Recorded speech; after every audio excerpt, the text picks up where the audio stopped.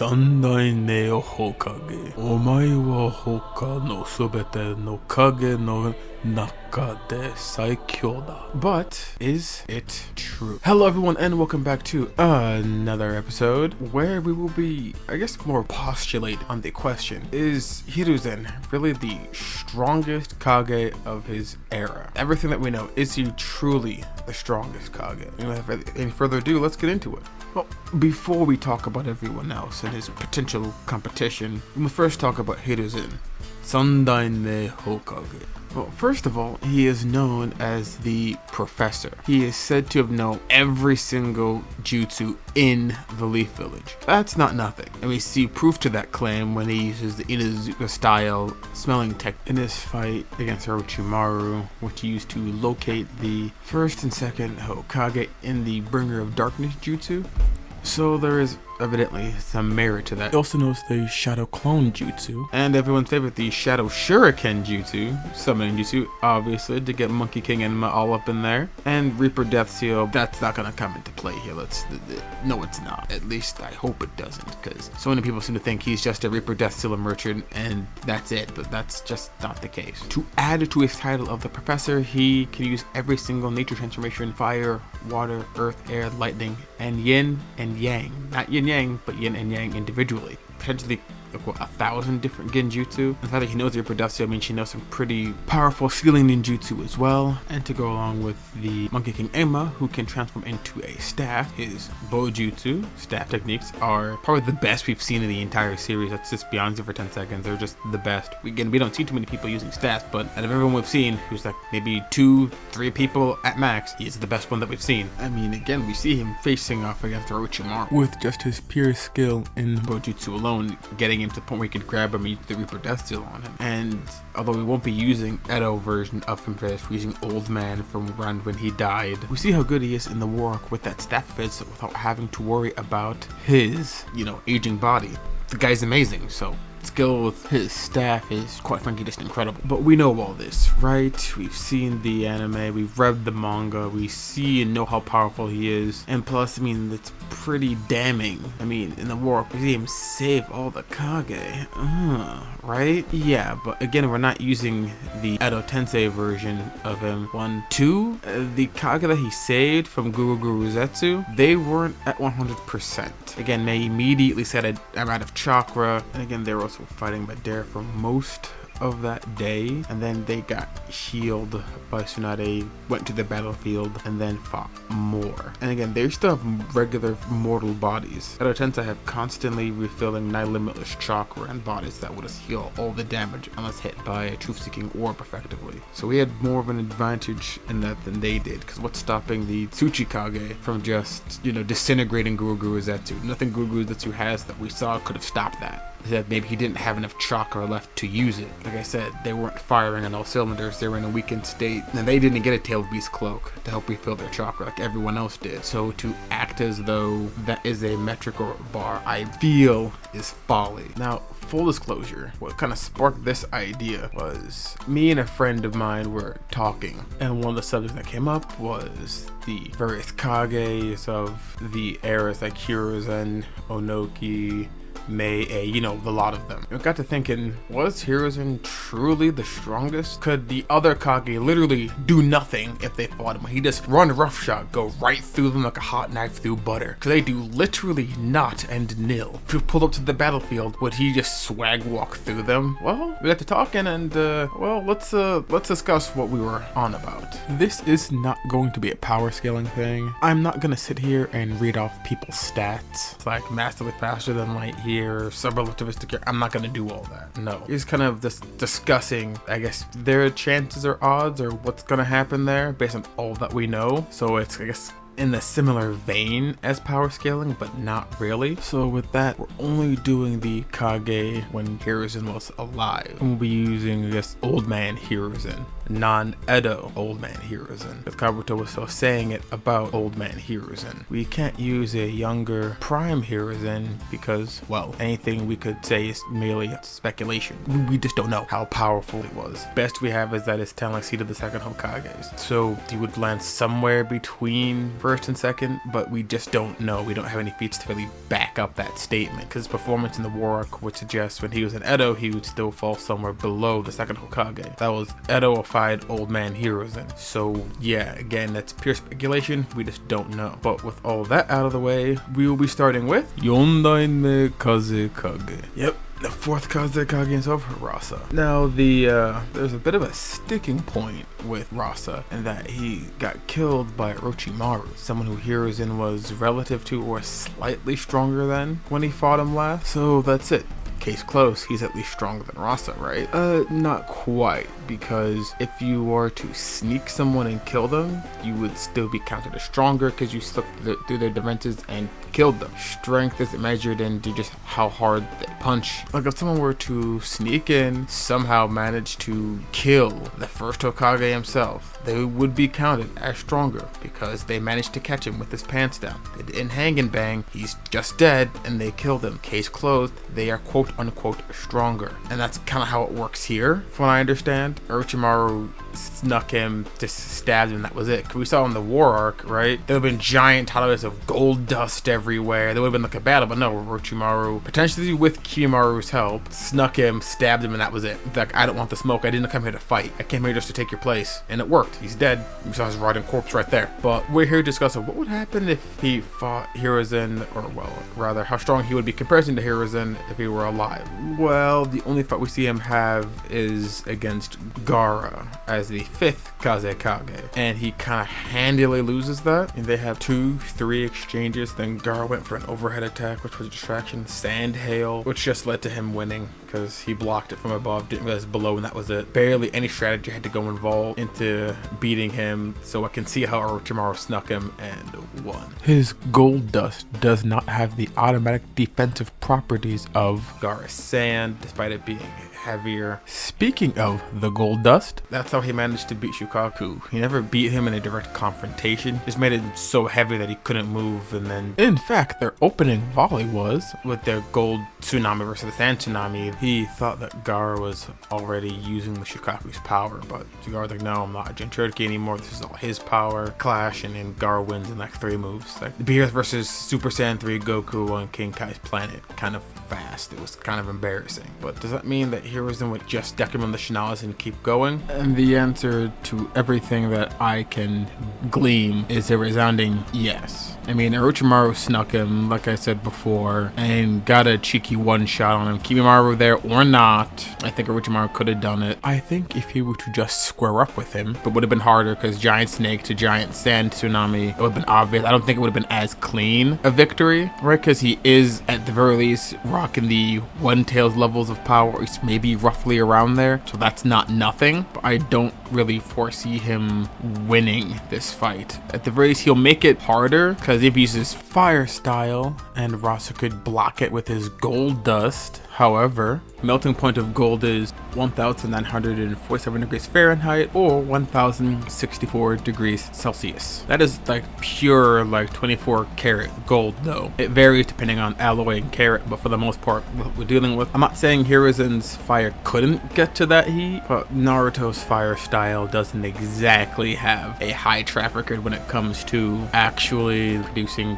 that kind of temperatures. Like the one time we see any kind of molten anything from a fire style in Naruto is in the anime when Sasuke uses his fire release like Dragon Flame Jutsu on Naruto in their Valley of the End. However, despite all of that, I do think that Hiruzen ultimately wins more oft than he loses. Now moving on to our next Kage. Here's where things begin to get competitive, because the next one on our list is Yondaime Mizukage. Yes, Yagura, the fourth Mizukage himself.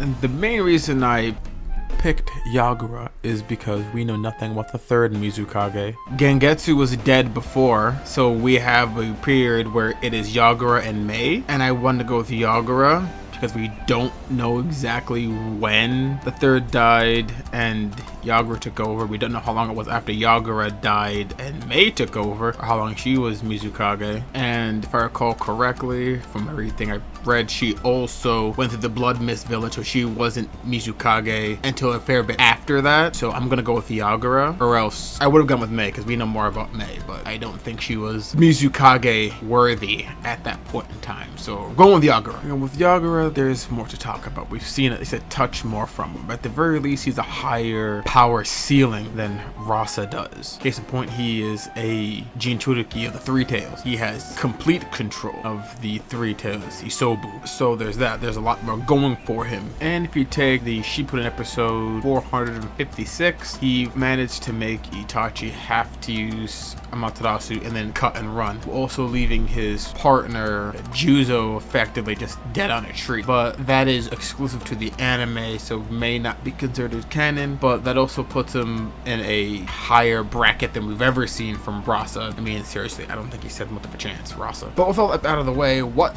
does Yagura bring to the table? What can he do to dethrone Hiruzen and take his spot as top Kage? Well, he has water release, and in the anime, wind release. So his wind release is nothing really to write home about. It was only used to blow away the hidden mist jutsu of Juzo, and that's kind of it. His water release makes these water mirrors that make the reflection in said water mirror of the opponent use the same attack as them, presumably of similar strength. He can use the coral palm, which puts like this coral all over the opponent and can like arrest movements. We saw with Itachi, we saw with Naruto when he hit Naruto with it. Also, he can use the water dragon jutsu. Well, according to the games and whatnot, he can use the water dragon jutsu, but Yagura has more known about him than Rasa, but still not a lot. I'm gonna count it since Mei can use it. It seems any water ninja worth their salt can use the water dragon jutsu. So for this example, we will allow him to use it. He has his hook, claw, club thing, and from what we've seen, he's very skilled in bojutsu, you know, staff techniques. I mean, I would hope so, considering he carries it around like everywhere he goes. You know, it's kind of it for his human form.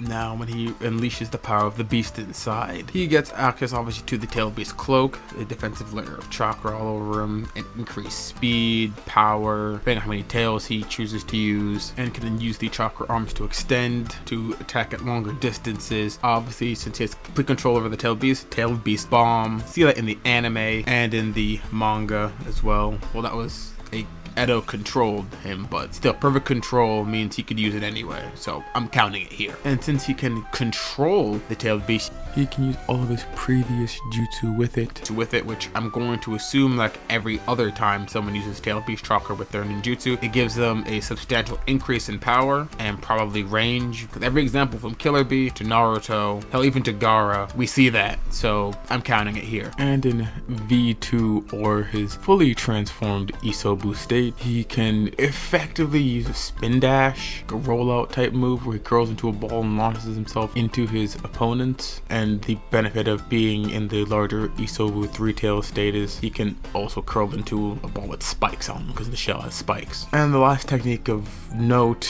is the tail beast ball. I don't think I have to explain what that is. Giant energy ball that explodes anything's fool enough to get in its path. But can all of that best Hiruzen? Well, I think our best comparison would be when Orochimaru fought the Four Tails version of Naruto, because in that fight Hiruzen was slightly stronger than Orochimaru, but not a lot stronger than Orochimaru. And then since that Orochimaru didn't really get any stronger after the time skip, in fact he was getting a bit weaker since he didn't have the use of his ninjutsu and still fought the Four Tails, we have a pretty good metric from that. Orochimaru couldn't damage that version of Naruto, but he showed a relativity to it. And from there we can kind of extrapolate as to how Hiruzen would do somewhat to the Three Tails Mizukage. I don't think this version of Hiruzen would do that fantastically against it for two reasons. One, Pushu Naruto at that time, Yagura was a bona fide Kage class shinobi. Naruto wasn't a Kage class shinobi at that time. He has complete control over the Bijou. Naruto was just kind of sort of berserking. And again, the tailed beast cloak. We saw Orochimaru just straight push Four Tails Naruto with the Kusanagi blade all the way over there. It could not pierce his cloak, and if they have a low relativity to one another, with hiruzen only being slightly stronger, I do not see hiruzen being able to pierce the cloak of Yagura, especially since Yagura is already a Kage class entity plus the tail beast power on top of that. Now, he does have a very large kit, knowledge of mastered every jutsu in the leaf, so no doubt there's something he could do, but the problem with that is we don't really see enough of what he can do. He has the potential tools in his kit to do something. Every like Kekkei Genkai, non-assisted like Shino's bugs like jutsu, he probably has some knowledge about, so he may even know how to use the flying Raijin, but we don't see him use the flying Raijin. Like, we don't see him use it in combat, so I can't really just give that to him without seeing how he would fight with it first, because he could potentially do what at least the second Hokage does, the kunai, teleport behind him, hit him with an attack, but that doesn't really mean anything if you can't hurt him. Again, I don't think this version of hiruzen could get past that cloak. His best bet would be a sealing jutsu of some kind, in my personal opinion. I'm not saying Reaper Death Seal because that doesn't count, that's a double knockout. But it's to assume that the Mizukage would just kind of stand there and let him do it, especially if he gets to the point where he's in his tailed beast form, which I'm pretty sure he would get to that point, in all honesty. He's zipping around, he is a KCM 1 level opponent, so I don't think hiruzen could outpower him in this state, but I think he could potentially seal him in this state, considering his relativity to Four Tails Orochimaru. But again, I don't know enough about his other sealing jutsu, so I don't think any of his fire style would really matter. Water, especially not against the Mizukage, wind style, or none of it would really make a difference here. Here's her genjutsu, which could be his only other real saving grace, because Yagura has perfect control over Isobu. He is not, to our knowledge, a perfect Jinchuriki. And while both the terms perfect Jinchuriki and complete Jinchuriki are fan-made terms, they're made with a distinction, like with Killer B being a perfect Jinchuriki where he and Gyuki are friends, they like each other, they're partners, as we saw in his fight with Sasuke. If he were put under a genjutsu, Gyuki could shake up his chakra and snap him out of it, while a complete Jinchuriki may not have that luxury. It's like he's wrested control of the Bijou chakra from the Bijou, but they don't have that partnership that would incline the Bijou to be like, oh, they're under genjutsu, let me shake them out of it. Good way to really explain that would be KCM1 Naruto. KCM1 Naruto was a complete Jinchuriki. He had wrested control of the Kyuubi's chakra from him, was really powerful, but he was a perfect Jinchuriki until KCM2, where he and Kurama were partners. So I think with that, I think genjutsu would work on Yagura. Obito's genjutsu on Yagura did prove that it would work, to be fair. Either it was so good that even Isobu didn't realize, or Isobu realized but didn't care because we're not friends. We don't know, that's just speculation, but it does stand to reason. So the only real way I see him winning is using a powerful enough genjutsu into some kind of fuinjutsu to seal him. You could take into account the water mirror ninjutsu that Yagura knows, which that would play a factor. He goes to use genjutsu or sealing jutsu, uses that real quick before it takes effect, then he's fighting himself, which that would also play a factor into it, using whatever attack of equal strength. They can use the fire and you bounces that back of equal strength or close enough to it, so that would come into play. But since it's only like a brief moment, I don't know if it would be enough of a distraction. There's the potential for Yagura to know the water clone jutsu. So if I had to put a number out of 10, I would say that hiruzen takes this probably 50-50. It really just depends, because if Isobu gets that tail beast bomb off this version of hiruzen, it's over. There's nothing in its arsenal that can really stop it. It's just GG's. But if he can use the genjutsu sealing method quickly enough before he gets to that point, I think he can win. So yeah, 50-50 is pretty good. Now our next challenger is Yondainmei Raikage. That's the fourth Raikage. Now, the fourth main attribute is his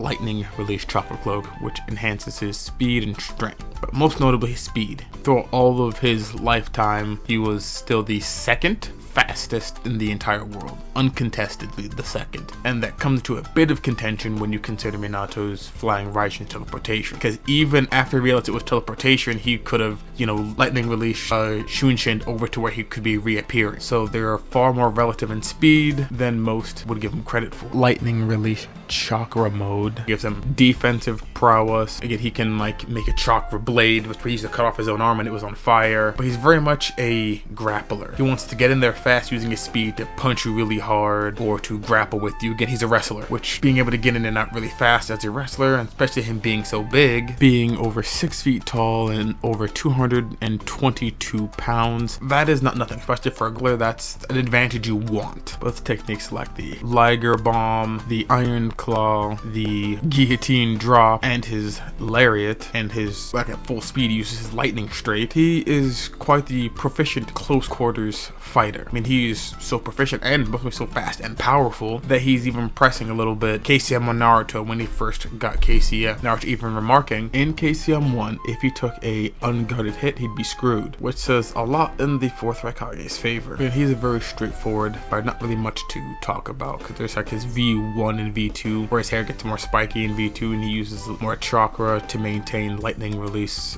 chakra mode, and uses lightning release body flicker, and then he's, you know, more defense, faster, and so on and so forth. Is that enough to take down Hiruzen? Well, I am gonna say this state of Hiruzen, this version of Hiruzen, yes, he is too fast and too strong. If he could like one-shot potentially KCM 1 Naruto and keep pace with him while zipping around and moving at light speed or almost light speed or slightly above light speed, whatever, and Hiruzen, who by scaling would be faster than a no tails like initial chakra mode Naruto that he went into when he fought Haku, the Raikage still outclasses that version of Naruto by leaps and bounds. So I don't think Hiruzen in this state actually beats the 4th Raikage, because 4th Raikage's fighting style is fast, hard, get in there, kill him, and keep moving. He doesn't really want to hang and bang. He wants to use superior speed, power, take them out in one blow, render them incapable, and then have that be that. Also, I don't think his genjutsu would really work on him, because hey, future me here. This is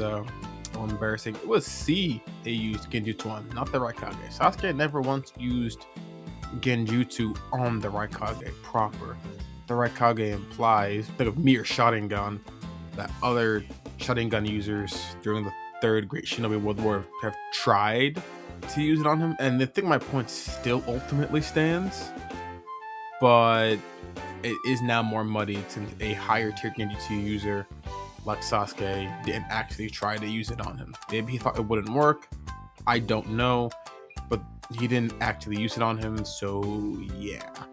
The only genjutsu we saw working on him was Madara's EMS genjutsu and obviously the Infinite Tsukuyomi. And those are the tiers of genjutsu we have to reach to actually affect the Raikage. Hiruzen doesn't have the shown feats to be able to say that his genjutsu could affect it. And sealing jutsu would take too much time. Again, he wants to be in there fast. And if he's on a relativity to Minato, who even Hiruzen as an Edo Tensei remarked are as fast as ever, and Raikage is only slightly slower than him, then I'm going to say that Hiruzen doesn't win this one. Do I think his techniques could get past Lightning Cloak? Yes, but his Lightning Cloak isn't really made for defense. It's been tooled to be able to go at higher speeds to enhance his reflexes, reaction times, movement speeds, etc. That being said, I don't think Hiruzen would be able to effectively tag him to hit him before the Raikage using his speed and power to take him out. The last character we will talk about, but certainly not the least, is Sandaime Tsuchikage.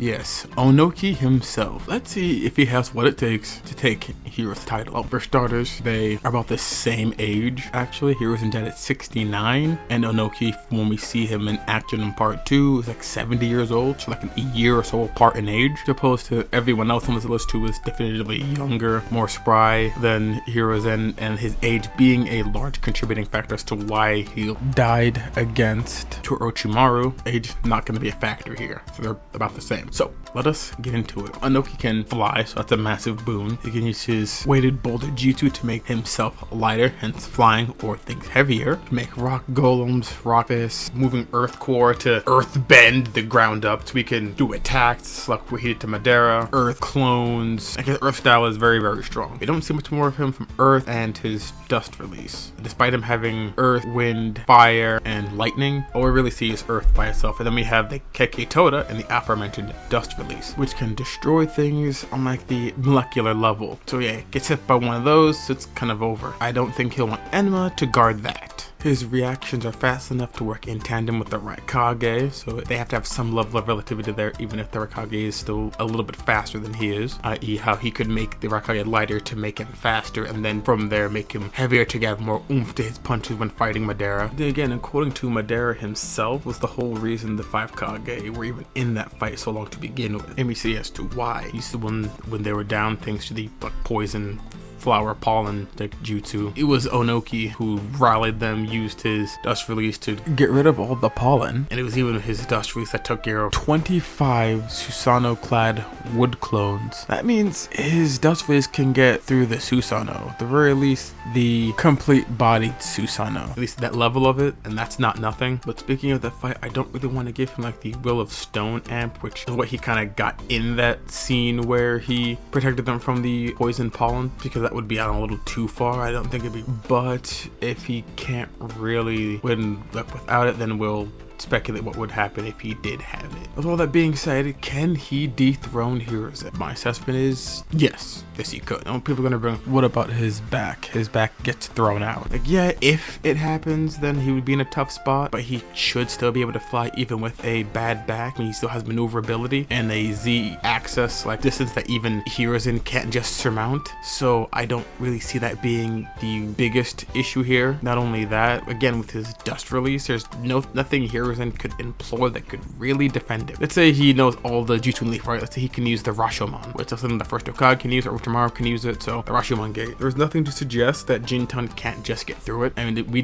don't know how many Hiruzen can summon if he can. Presumably more than Orochimaru, but we don't know. We've never seen him do it. And with reactions on par with the Raikage, there's not much he could really do to try to catch him by surprise. You would have to like immediately spam Genjutsu or something like that to get him before he does anything else, because they know of each other. They know how capable each other are. They've been around the block more than once. They're like the same age. They're both old, very experienced shinobi. They're probably very wary of each other. But I think Onoki is going to try and end it as quickly as possible. And in this case, he'd probably see Jinton end it. I know he wasn't as fast, but again, the dust release he was going to use on Deidara at Turtle Island could have destroyed the entire island. And I don't see Hiruzen clearing that distance in enough time to not get vaporized. I don't see Monkey King Enma being able to tank a dust release. Or if he hits him with the weighted boulder, being able to just surmount the increased weight, especially for his advanced age, which he was already struggling for him as it was. Yes, Hiruzen is a very skilled opponent. When fighting the first and second Edo Hokage, he put the paper bombs on them without them even noticing, blow up their leg. But that is, again, he's impressive. No one's saying that he's impressive. I just don't think that'd be enough. It's gonna be a bit more crafty than just that to defeat Onoki. To his credit, he does know about Onoki's dust release. In fact, that was the comparison between dust release and the truth seeking orbs. So he does know about it, but because you know about it doesn't mean you can counter it. And what we've seen, there isn't really much that he has that can counter the dust release. And in his earth release, well, Hiruzen can use all 5 nature elements and yin and yang. Well, he can use a good portion of them and yang, but in a clash of elemental release, Hiruzen has his number. I don't think his earth release is as good as Onoki's earth release, but it doesn't matter when he has everything else in his kit, every other nature release that Onoki does not have, and yin release, and more. So again, leaning on something that Hiruzen doesn't have, and Hiruzen doesn't have a Kekkei Genkai or a Kekkei Toda, so that's where the dust release comes in, and there's nothing physical that he has that could really defend against it. Anything physical gets eradicated, immediately just disintegrated. Yes, he'll have to work for it, but I think Onoki can beat him. I do think Onoki would defeat this version of Hiruzen. But in everything that I know and seen, Onoki would defeat him 7 out of 10 times. Now, why go through all this and explaining why I think that Hiruzen really isn't the strongest Kage, given what we know when he was alive at that point, comparison to every other Kage who was alive and what we know more about? Well, it has to do with the power creep of the series. Because back when Hiruzen was alive and fighting Orochimaru, what they were doing was considered a Kage level fight. But in comparison to even what Rasa could do at that point in time, we saw when he fought Gaara, that was nothing. Like, it would just overtake it almost immediately. They're not much of a Kage level fight there. And he wasn't supposed to be the strongest of the Kage. No, that's just the natural power creep of the series that we saw in action. Everything else got bumped up. Hiruzen had to retroactively get bumped up as well. But just based on everything that I saw, which is what I was going off of, a weekend around Orochimaru level Hiruzen after so many years, I'm saying he doesn't have that top slot anymore. Hypothetical prime Hiruzen, sure, put him there. But that is all I have for today. I want to thank any and all who are watching for watching, and I will see you all next time. Peace.